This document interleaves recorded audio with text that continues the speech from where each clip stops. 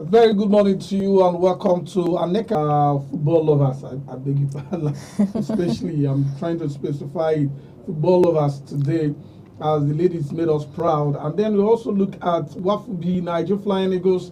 Their finals today against the Junior Ivory Festival will commence next year here in Enugu. Good morning. Good morning, Gideon, and many thanks. Good morning, sports lovers. This is a really bright and beautiful day today, and we're bringing the pitch to your screen this morning after an what's wrong with me today? Electrifying football. That there are a lot of transfers and over the week as well. All right, thank you. Happiness, so much to come your way, as you can see. And we also look at transfers and one bad story emanating from Italy, where one of our own just made mockery of our image in international.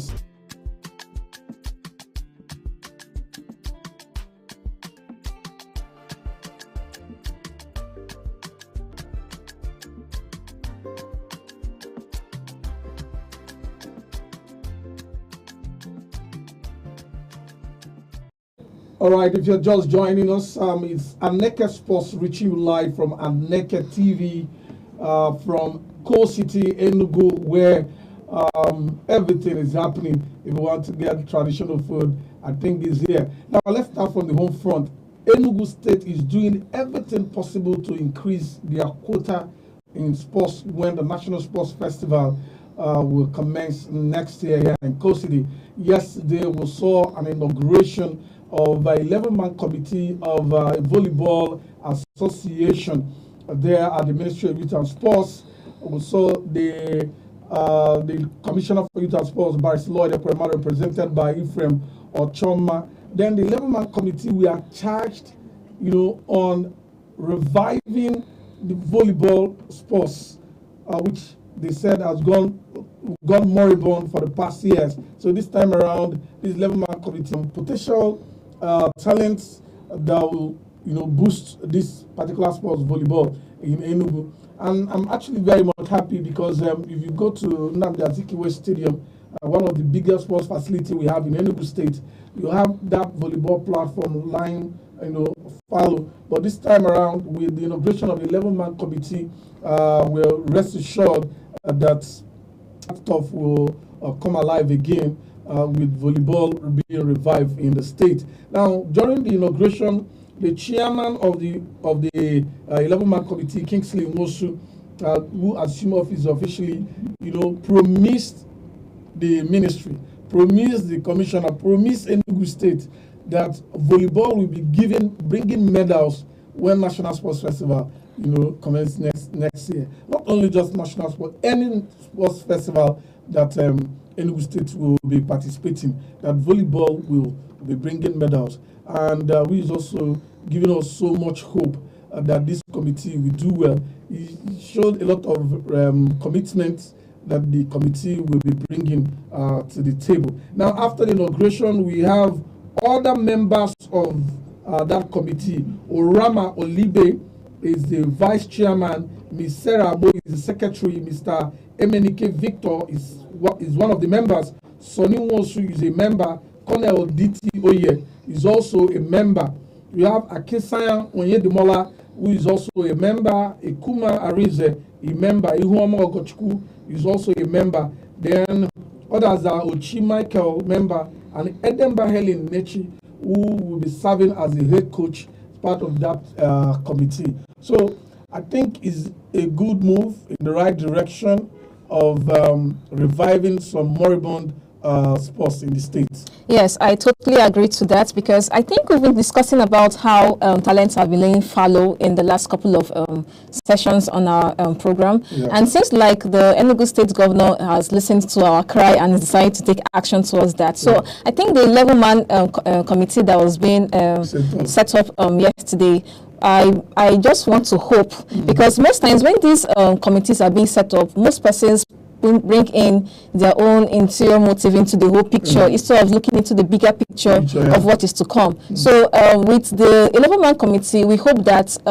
they harness the talent that is on the street, number one. Number two, they utilize the funds that will be given to them to produce a team that is worthy to fight for this, the upcoming sports festival coming up next year as well. And Enugu comes back home with a lot of medals that will actually showcase that, okay, this 11-man committee that was being set up yesterday.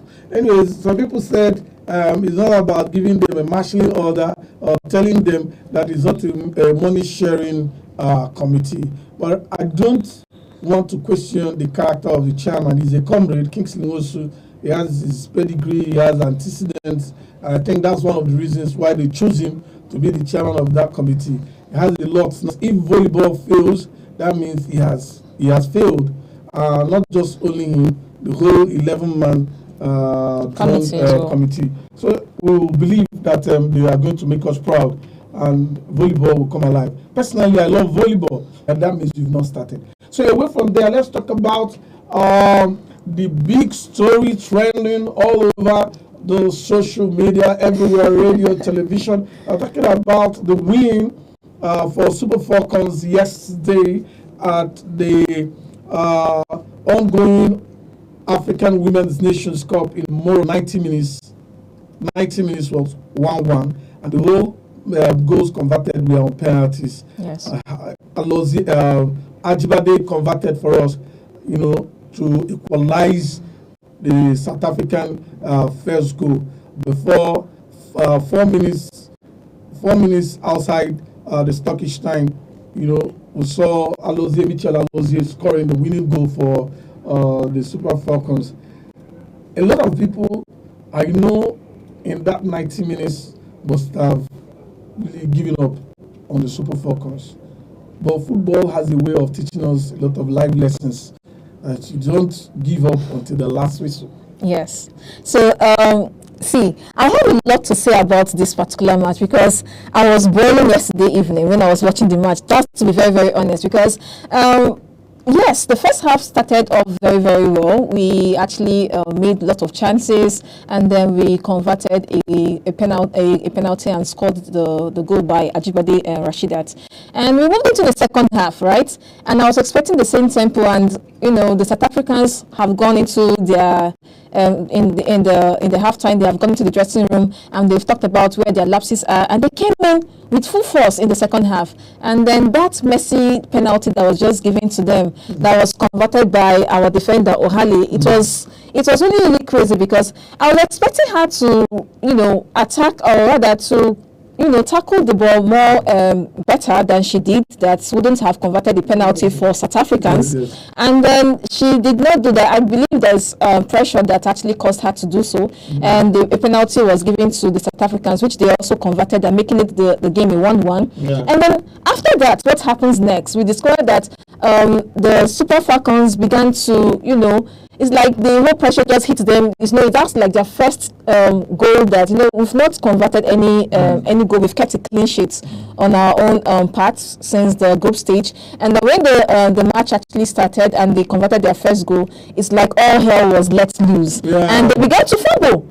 They began to fumble. They were not playing anymore. Even the short passes they were given were not accurately given to the right people. Ayinde was giving very funny passes. Ajibade just held the midfield better, and this other did Okonkwo as well. And it was really, really surprising how they just lost balance in just that one goal. And South Africa saw that, okay, since like these guys are becoming big, let me attack, and the attack came. They are 10th title, and also they have this mindset that they are facing a defending champion.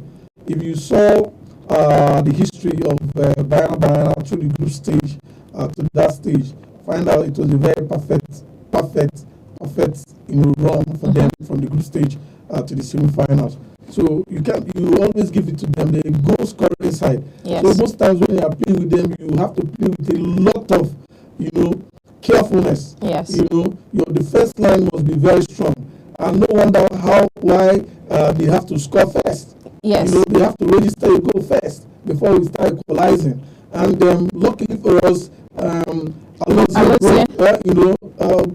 broke the bar. Yes. By scoring a late goal in the 94th minute. That was a very incredible goal, if I'm to say, because it was really far into the yard. It was a balloon. It was a balloon from nowhere. And I know for Michelle Adozie, if she will be frank, she will tell you, I didn't know that ball was going. I'm telling you, I think she was trying to give a long pass into the 18 box for someone to just hopefully give a header or just put a leg into and to hit the ball to send it into the right direction, into the post. And thankfully, because this thing, you just have to thank God at the end of the day, because the goalkeeper was coming at the ball, and thankfully for our player who diverted her attention to seeing that the ball was going the other way, and it just rolled into the net. And thankfully, because it was in the 94th minute, and just 2 more minutes for the whistle to be blown before we clinched the title. Yeah, clinch the title. Yeah, I also want them to win the title.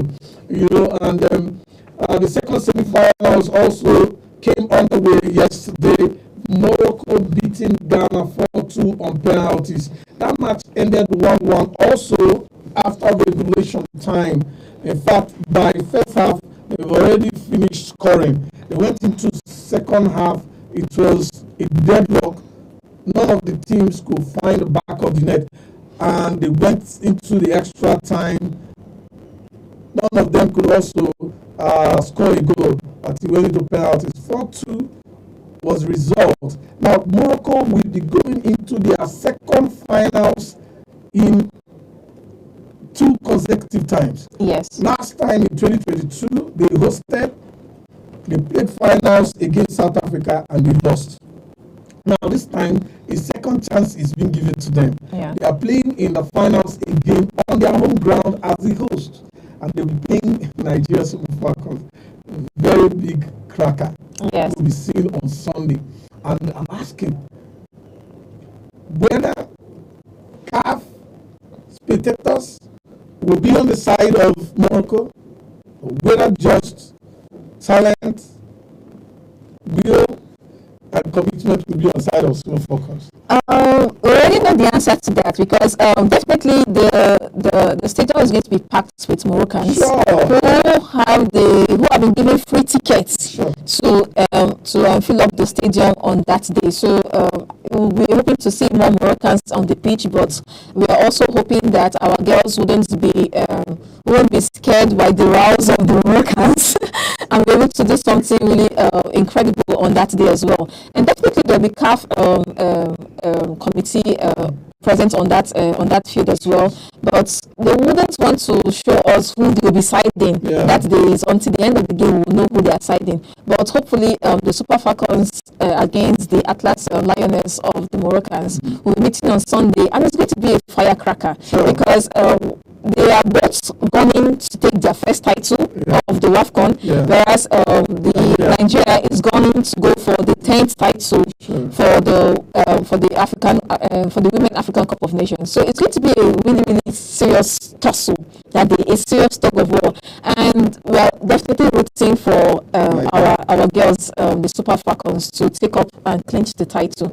And yesterday's matches against the Moroccans and Ghana, it was a lucky game for Morocco, if I'm to say, because if Ghana was more clinical in taking their chances, because they had more chances to score, and if they had taken their chances to get that ball to the back of the net, they should have been in the finals against Nigeria, but unfortunately the Black Queens of Ghana were taken out in the penalty shootout.